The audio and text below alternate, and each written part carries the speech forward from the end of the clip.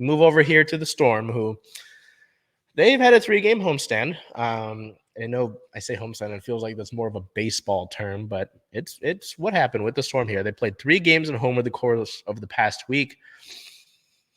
The first 2 games very winnable, and then the last game they were able to get a win. So 1 and 2 over the course of the past 3. Yeah.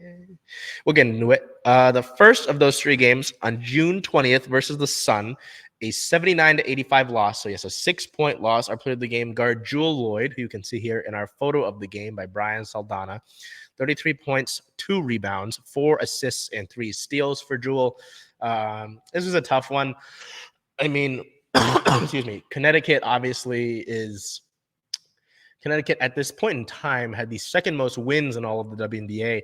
A lot of size on that team. And just, Connecticut's been one of the better teams in the league over the course of or in recent memory, at least.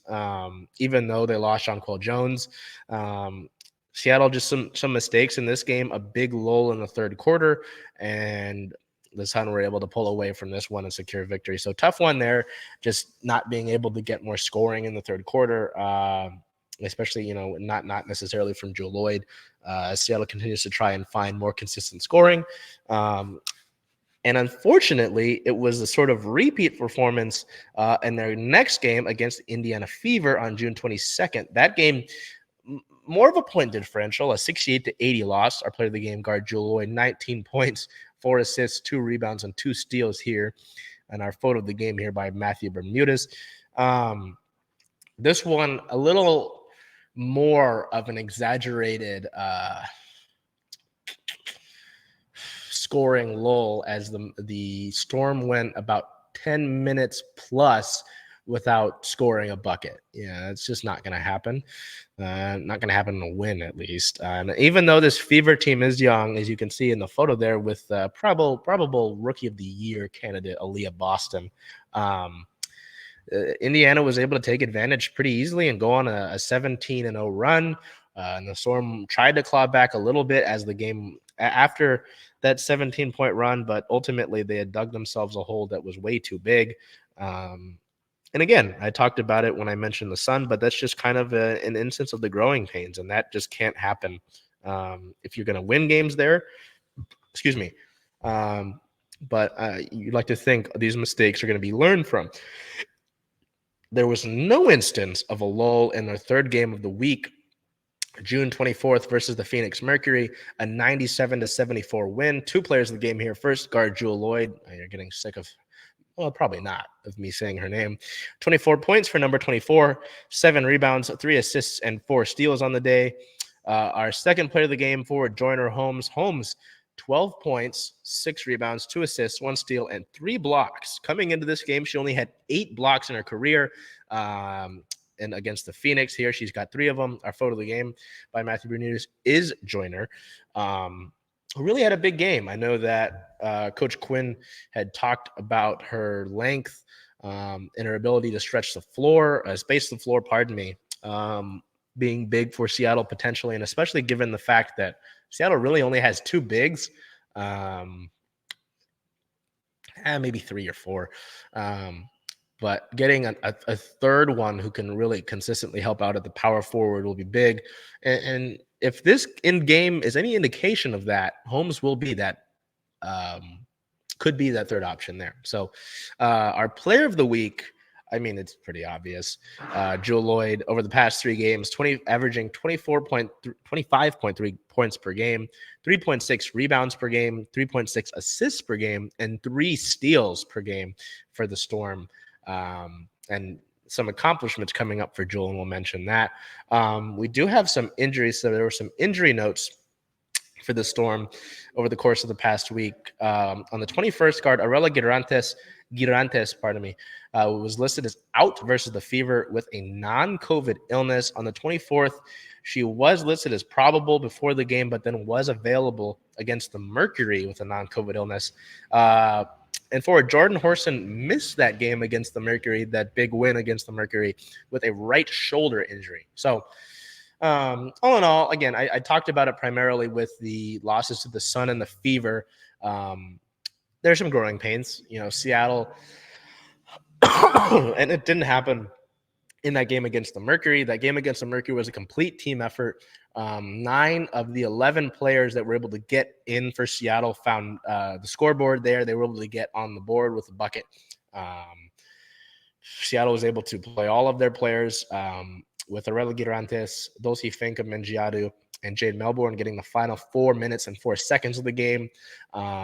Melbourne and Girantes did not. No, Melbourne and Dulce, I don't believe, scored, but I believe everybody else did. Joyner had a big game. Sammy Whitcomb had a big game off the bench. Jewell and Ezzy had nice games as the starters.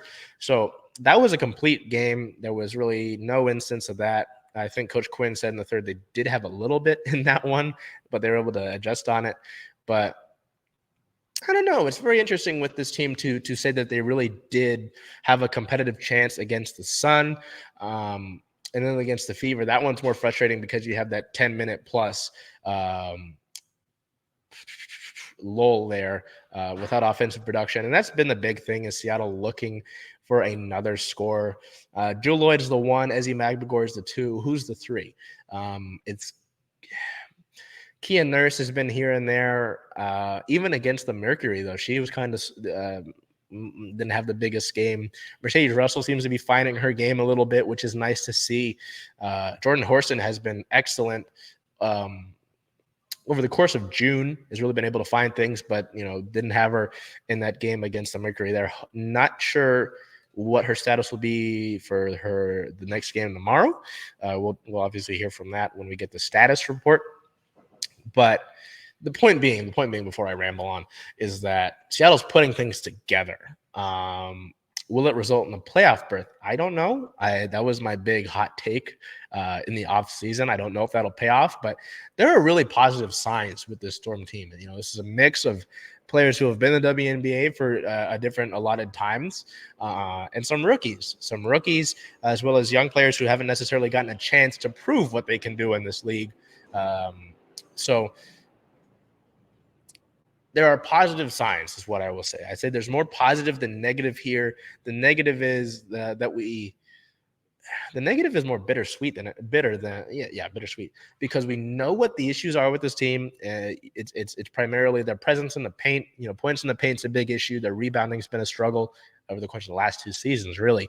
And that kind of consistency scoring, has been the big thing. Being able to get over that third quarter and really be able to push towards the home stretch there. They against the Sun and the Fever, they weren't able to do that. Very emphatically against the Fever, they weren't able to do that. So again, more positive than negative, and that's I'll continue to emphasize that. These growths in these individual players is what will be big as we kind of long-term, big picture transition into a new era of Storm basketball. So, and hey, if Joyner Holmes can really start to find a rhythm and uses this game as a launch point, that's a big addition there to get more production off of the bench. So, happy with it. Again, I know the players probably weren't happy with either of those losses, but I see more positive than negative, as I've said here. I mentioned accolades with Jewell Loyd. 2 of them here. On June 20th, Jewell was named the WNBA's Western Conference Player of the Week. The Gold Mamba was named the WNBA, Western Conference Player of the Week. Announced on Tuesday. In 3 games over that past week, she averaged 24.3 points per game, 3.7 assists, 3.3 rebounds per game, as the Storm went 2-0 during that trio of road games. So safe to say another good case for this week. The Eastern Conference Player of the Week was Aaliyah Boston. And then on the 25th, yesterday, Jewell Loyd was named an all-star starter for the 3rd time in her career. It is her 5th all-star game. She is leading the WNBA in scoring with 25.4 points per game, nearly 3 points per game better than the next closest player. She tallied 22 points in Saturday's win over Phoenix. Scoreboard said 24. That could be wrong. Marking her 8th game this season, scoring 20 plus, tied for the most in the league. Loyd also became the first player in WNBA history to score Oh, yeah. To score 300 plus points and 40 plus 3-point field goals through a player's first 12 games in the season. Loyd scored an impressive 21 points in the last All-Star game, which was in Chicago, it's your hometown, tying an All-Star game record with 7 3-pointers. The All-Star game reserves will be announced on July 1st. That's likely when we'll see Ezzy Magbagor. Starters are voted on by the fans, players, and media members, with the league's coaches selecting the all-star. Oh, interesting. Okay, so we'll see on that. So yeah, it'll probably be Jewell and Ezzy. I don't think it'll probably be Ezzy. I hope so. Ezzy's been having a great year. Her development's been great to watch, becoming that second option, having some great games in terms of blocks, and being big as one of the few paint presences that the Storm have. So looking ahead here, another 3-game week for the Storm, but they only play 2 teams. So that's because they play a home and home against the Minnesota Lynx. June 27th, tomorrow, at the Lynx is a 5 p.m. Pacific time start time. That is on the CBS Sports Network, Fox 13, not Fox 13 Plus, Fox 13, and Amazon Prime Video. They come back after a day, June 29th versus the Lynx, a 7 o'clock start, which is on CBS Sports Network, Fox 13 Plus, and then Amazon Prime Video. And then they stay at home for a rematch with the New York Liberty on July 2nd for a 3 o'clock start. That is CBS Sports Network, Fox 13 Plus, and Amazon Prime Video once again. So Minnesota has been one of the teams, including Phoenix, that the Storm have been battling as some of the worst in the league, record-wise. And then you play Breanna Stewart, Sabrina Ionescu, John Cole Jones, Courtney Vandersloot, and Liberty, who are considered one of the league's super teams, but they're still figuring things out. Like any quote unquote super team, they're still figuring things out. I mean, they have an 8-2 record, which is tied for the best in the league. Oh, wait, no, that's in their last 10. Pardon me. They've played less games though. Yeah, the third most wins in the league behind Las Vegas and Connecticut. So, I mean, they're 8-2 over their past 10. Yeah, so it won't be easy. So we'll see if Seattle can get any revenge. That is a game earlier in the season that they did actually have a fighting chance in. So who knows? Maybe they'll learn from their last game and really be able to bring it to the Liberty in a big upset.